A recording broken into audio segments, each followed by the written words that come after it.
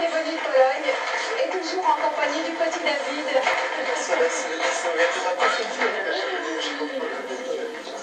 Alors c'est avec un grand bonheur qu'on vous accueille tous. Merci d'abord d'avoir fait tout ce voyage. Vous êtes venus de Pologne spécialement pour Michel. Bonsoir, vous êtes le papa. Bonsoir. Comment vous avez fait? C'est pas possible. On vous avait prévenu, hein, c'est le conte de fées qui continue. Hein. C'est incroyable. Ce sont mes anges qui sont là, et en plus avec Asha. Vous allez m'aider parce que je parle très mal le polonais, donc on va faire les présentations. D'abord, honneur au papa. Alors vous êtes Jacek, je prononce bien? Jacek. Jacek. Pardon. C'est un peu de vous hein, dont tout est venu, parce que le fan de Mylène Farmer, c'est vous avant tout. J'ai l'impression qu'il est devenu fan de Mylène Farmer et de la chanson. Dokładnie. C'est exact. Kiedyś byłem w pracy w Niemczech i po prostu... Quand je travaillais en Allemagne, j'ai rapporté un disque de Mylène Farmer à Michel. Mylène Farmer... Enfin, je ne sais plus si c'était une cassette ou un disque. Tą płytę... Je lui ai fait écouter et il en est tombé była amoureux. piękna. I Michał się Il voulait zakochał. absolument comprendre les paroles de Mylène Farmer. O czym ona śpiewa. Voilà, ça a commencé comme Et ça. c'est ce qui vous a donné un peu le virus de la chanson. Très souvent. Aussi avec ses amis, je me rappelle, il y avait une copine de mon père qui s'est même fait changer de couleur de cheveux, elle est devenue rousse. C'était vraiment... À la maison, il y avait beaucoup de musique française grâce à mon père, justement. Alors on va continuer le petit tour et vraiment je vous remercie infiniment parce que c'est vrai que c'était très émouvant de voir en plus le bonheur qui se partageait, de voir vraiment eux qui étaient contents de vous faire un cadeau et vous aviez l'air effectivement très ému parce que vous êtes une bande d'amis inséparables depuis très longtemps. Alors à vos côtés, je crois qu'il y a Magda, Kasia, Camilla. Il y a Camilla. Oui. Bonsoir. Il y a Magda. Bonsoir, elle parle un petit peu français. Il y a Kasia. Oui, en fait, avec Camilla et Magda, on était au lycée ensemble, alors on a découvert la langue ensemble. Voilà, et de toute façon, là, elles sont en Pologne, mais elles étudient le français en Pologne. Il y a Kasia, alias Słowca, il y a Przemek, et il y a Elodie. Elodie qui parle pas encore polonais.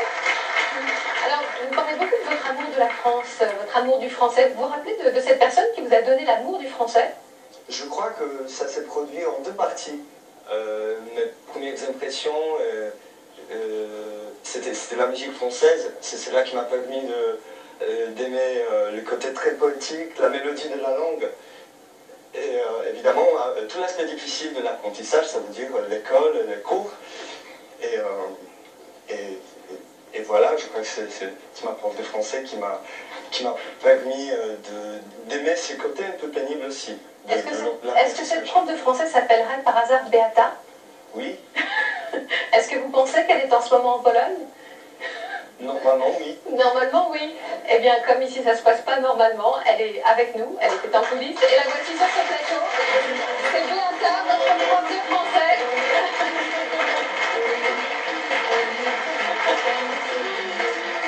C'est une personne aussi qui a été très importante dans la vie de Michel.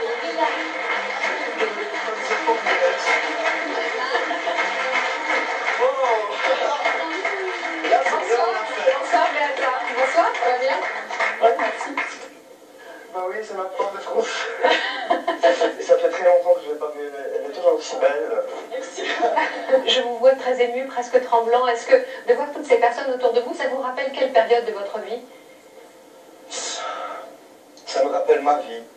C'est pas une période parce que ces gens sont des gens que j'aime à la folie. Ce sont les gens les et plus je vais importants toujours, de votre je vais vie. toujours les aimer pendant toutes les périodes de ma vie. C'est pour ça que je dis, ça me rappelle ma vie.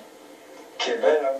Beata, il était comment alors? Moi j'aimerais bien savoir comment il était quand il prenait ses cours. Il était ambitieux, il était doué, il était comment? Il était rêveur?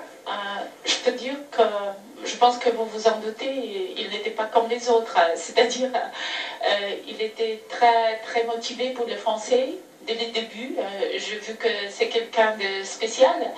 Et c'est vrai que je n'ai jamais eu un élève qui était si motivé et qui était si curieux aussi, qui m'a posé beaucoup de questions. Parfois, la leçon, c'était des dialogues entre nous.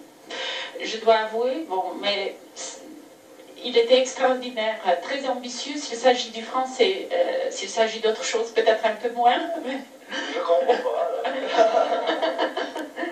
Et il paraît paraît que vous lui avez dit un jour, si tu deviens célèbre... Oui, je lui ai dit, oui, Tu bien penses sûr, à en moi plaisantant, oui, je lui ai dit, si un jour tu es célèbre, il faut dire à tout le monde que c'est grâce à moi que tu as appris le français. Et ben voilà, il l'a dit de lui-même. Et nous voici ensemble sur ce plateau. En même temps, Michel, vous êtes à côté de vos copains qui sont tous, ils font des brillantes études. Je crois qu'il y en a plusieurs, vos copines font des études en philologie. Oui. Vous n'avez pas regretté justement de ne pas avoir poursuivi plus longtemps vos études, non? Non, parce que c'est vrai que pour l'instant, j'étais obligé d'arrêter un petit peu, mais ça ne veut pas dire que je ne vais pas continuer. Pour l'instant, c'est vrai que je viens d'ouvrir un chapitre dans ma vie qui est très important pour moi et je n'aimerais pas gâcher cette chance. Et votre papa peut être encore plus fier qu'il ne l'est et il peut vraiment se rendre compte de votre succès et de votre talent. N'est-ce pas? Merci à tous. Merci beaucoup.